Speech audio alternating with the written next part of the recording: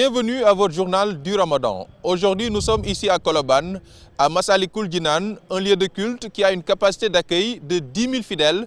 La présentation de la mosquée ainsi que le portrait de Cheikh Ahmadou Bamba en fin d'édition. Sans plus tarder, ouvrons la rubrique des reportages du jour.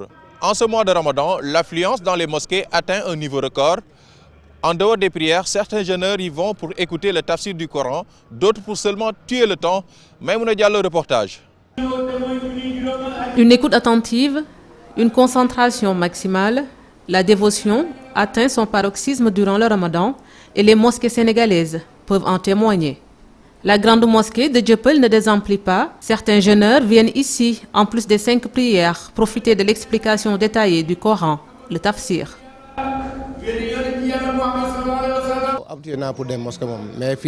Je suis un habitué des mosquées, mais je n'habite pas ici. J'avais rendez-vous au bureau des passeports et quand j'ai entendu le muezzin, j'ai préféré venir prier. Si ça ne dépendait que de moi, j'irais prier à la mosquée tous les jours parce que le Ramadan, c'est une chose et la prière en est une autre. Ça me fortifie intérieurement parce que nous sommes des musulmans, mais aussi nous sommes des croyants. Il faut croire en quelque chose. Ça me passionne de venir ici, d'assister à cette lecture du Coran, intérieurement et extérieurement aussi. Cette ruée vers les mosquées ne devrait pas être une exception dédiée au mois de Ramadan. Cela signifie que uniquement c'est durant cette période qu'on se doit s'adonner également à Dieu ou bien qu'on doit prier? Non. Certains également en profitent pour venir dire ce qu'on appelle en Wolof d'accord. Ça n'a rien à voir. Vous avez attesté tout de suite vous-même. Il est en train également de faire le tafsir du Coran. Est-ce uniquement durant cette période du mois de Ramadan qu'on doit le faire? Il y aura un fossé, un grand fossé entre le mois de Ramadan et un autre. Parce que c'est 12 mois prescrits par Allah subhanahu wa ta'ala. Est-ce qu'il faudrait attendre justement la période du mois de Ramadan pour montrer également sa croyance en Dieu? Non. Il faudrait également qu'il y ait une fréquentation tous les jours. Il appartient aux commissions cultuelles de faire vivre les mosquées durant le reste de l'année pour que cette dévotion ne soit pas qualifiée d'opportunisme. En cette période, les rédactions réajustent leur planning pour ménager les reporters. Malgré tout, le terrain demeure éprouvant. Cheikh Hassan Fall a fait le tour de quelques rédactions reportages. La quête de l'information ne connaît pas de répit et les journalistes qui la cherchent encore moins. La rédaction de Sud FM, elle, s'adapte au mieux pour ne pas éprouver les reporters jeûneurs. Les horaires de travail n'ont pas changé. C'est peut-être le temps de travail qui a été allégé. Et nous nous efforçons quand même par rapport au mois de Ramadan de prioriser nos activités dans le choix des sujets et dans le choix des activités également à couvrir. Nous faisons tout pour alléger les envois sur le terrain et nous ferons tout également pour prioriser les sujets que nous choisissons pendant cette période de Ramadan pour ne pas justement trop les éprouver. Même s'il y a des changements, les reporters, eux, ne peuvent s'empêcher de suivre l'actualité à l'image de Sokhna Fall de la Sen TV. On n'a pas vraiment senti trop de changements, on travaille les mêmes heures, on traite les mêmes actualités sportives parce qu'il y en a toujours, on n'a pas vraiment senti le mois de Ramadan. Pour moi, en ce qui me concerne, en tout cas pour le sport, il n'y a pas eu de réaménagement parce qu'il y a toujours les matchs qui se jouent pour le championnat national. Déjà le week-end, hier, il y avait la 25e et avant-dernière journée. On a couvert les matchs, entre autres, il y a les U20 qui sont partis en Pologne pour la Coupe du Monde. Récemment, ils ont reçu le drapeau national, on a couvert, il n'y a pas de changement chez nous. Les réaménagements dans le planning poussent même certaines rédactions à commander le ndogu pour leurs employés. C'est la période de Ramadan, on en tient compte. C'est la raison pour laquelle, en cette période, ces journalistes qui viennent, par exemple, les après-midi, nous avons loué les services d'un traiteur pour les journalistes qui coupent les gens ici à la radio pour leur faciliter, comme on dit en Wolof, leur ndogu. Qu'ils jeûnent ou pas, le journaliste a toujours cette mission d'informer juste et vrai, un devoir qu'il se doit de remplir. Situé aux Parcelles Assainies, Ciné Banlieue tient en cette période de Ramadan des séances de formation et de projection de films sénégalais. Ciné Ndogou, c'est le nom de ces séances placées sous le thème du partage et de la passion. Moustapha Gabar Diop, reportage. Tous les week-ends, pendant qu'on prépare le Ndogou, des passionnés de films se perfectionnent au métier du cinéma aux Parcelles Assainies. Des formations gratuites et ouvertes à tous pour initier les jeunes désireux d'intégrer le monde du 7e art. Ciné Ndogou n'est rien d'autre que des retrouvailles entre étudiants qui nous permettent en même temps, en ce mois béni du Ramadan, de faire des partages de connaissances entre étudiants dans le milieu cinématographique, que ce soit des ateliers de montage, des ateliers d'actorat, des ateliers sur l'écriture du cinéma et autres. Donc c'est de pouvoir voir l'apprenant sortir et pouvoir intégrer directement un plateau de tournage. Vrai laboratoire cinématographique, Ciné Banlieue entend guider la prochaine génération de cinéastes sénégalais. Pape Djibril Diop est réalisateur amateur.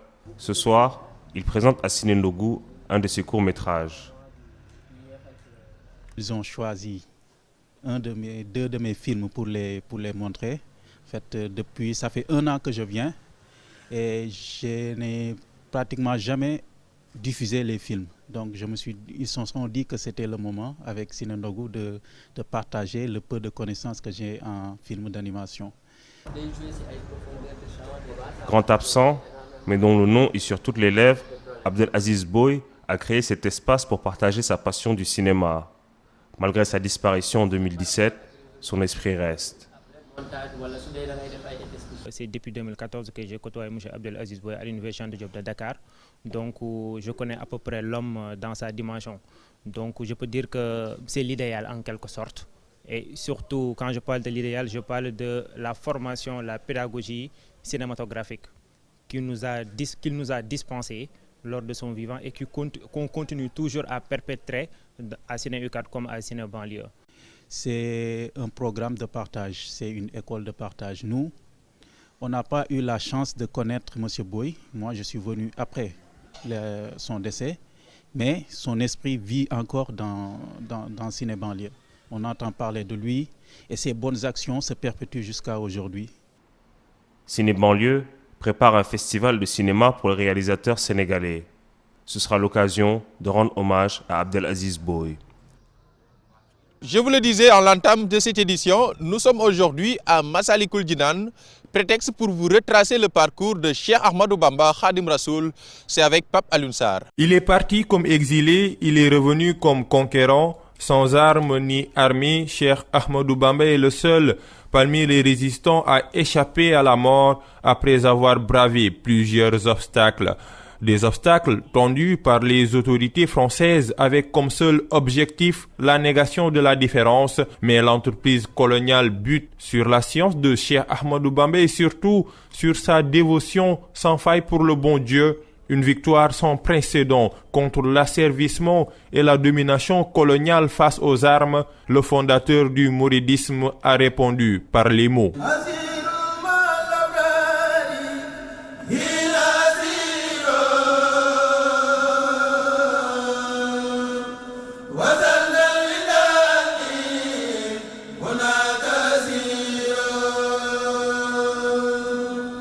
C'est à Mbacké que Cheikh Ahmadou Bamba voit le jour vers les années 1850.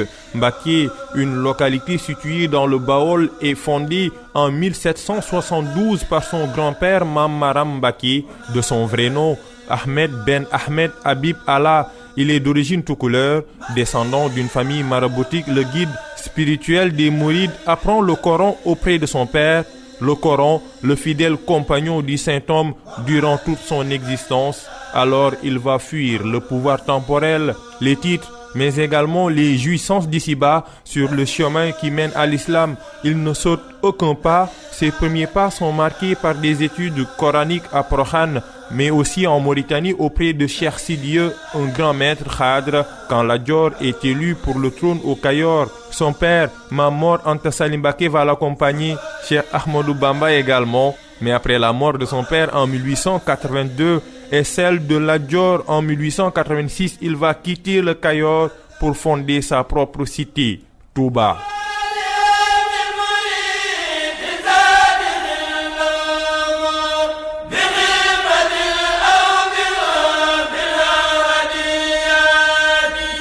Touba, le haut lieu de la spiritualité mouride, Cheikh Ahmadou Bamba va y passer 7 ans pour se consacrer à l'adoration de Dieu.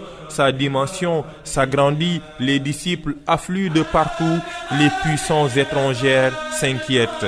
Une inquiétude qui se traduit par une convocation à Saint-Louis du Cheikh par les autorités coloniales, une machination à l'origine de l'ouverture des hostilités. En effet, Farah Biramlo a dérobé le cachet de Serigne Touba pour l'apposer sur un document vu par les colons comme un accord militaire entre le Bourba Djolof et le Cheikh.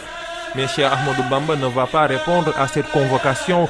Il va envoyer son frère Thierno Ibra Fatim Mbacké, ce qui va susciter la colère des colons qui vont envoyer une troupe pour l'obliger à répondre. Serigne Touba fera le premier pas et rencontre les Blancs à Djéwal avant de rallier Saint-Louis. À Saint-Louis, le conseil privé opte pour 3 solutions: exécuter le cheikh, le mettre en résidence surveillée ou bien l'exiler dans un endroit sans aucune chance de survie. C'est finalement le dernier point qui sera retenu par les autorités françaises. Le 21 septembre 1895, Cheikh Ahmadou Bamba fut embarqué dans le bateau ville de Pernambouc. Direction le Gabon où il fera 7 ans et 9 mois, une période durant laquelle Cheikh Ahmadou Bamba subit maintes épreuves, sévices et brimades, mais il résiste, mieux, il triomphe devant l'adversaire. En témoigne son retour triomphal. Le 11 novembre 1902, une foule immense l'accueille sur le port de Dakar, mais également à Darussalam.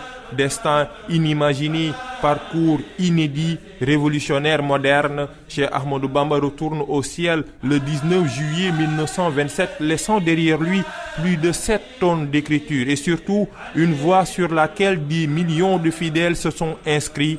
Mission accomplie pour le Cheikh.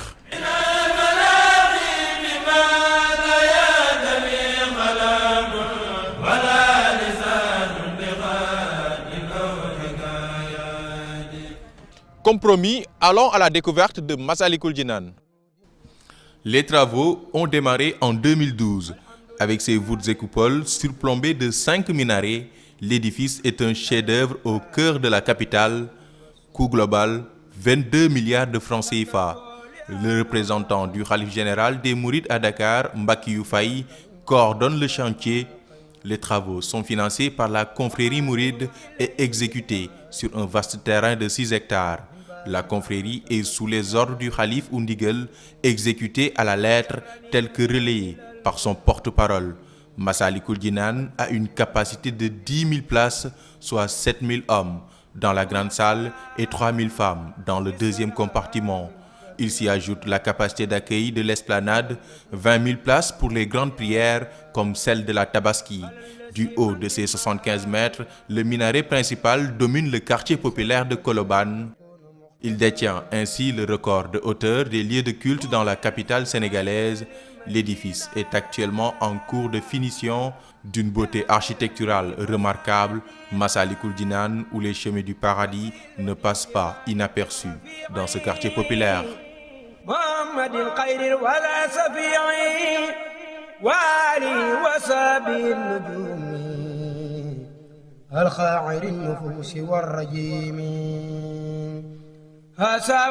اليوم يا وابو خيرك في دارين لا يحاب